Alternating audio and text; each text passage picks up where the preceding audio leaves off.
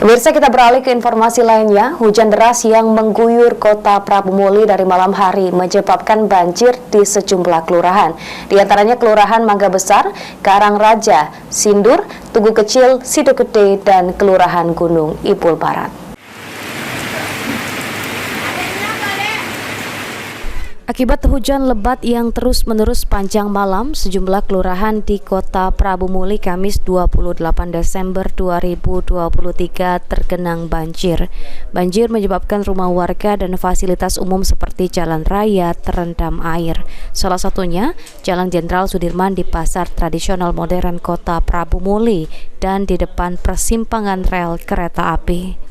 Personil Satlantas Polres Prabu Muli turut mengatur lalu lintas karena sejumlah kendaraan sempat tersendat akibat air yang menggenangi jalan. Sementara itu, pejabat wali kota Elman juga turun ke lokasi banjir melihat kondisi saluran air yang tidak berfungsi maksimal.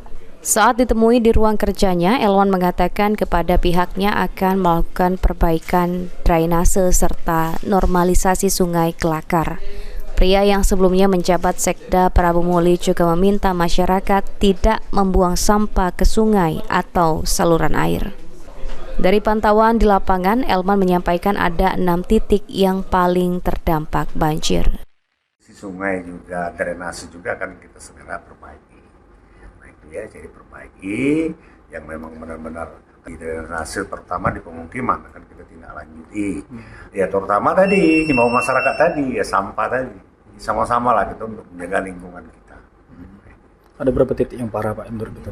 Ada 6 titik yang parah. Di mana itu Pak? Pertama di Majasari, di Karangraja, tadi kan sudah kami lihat meninjau ke lapangan tadi. Pasar, Tugu Kecil. Penny Firdaus, PAL TV.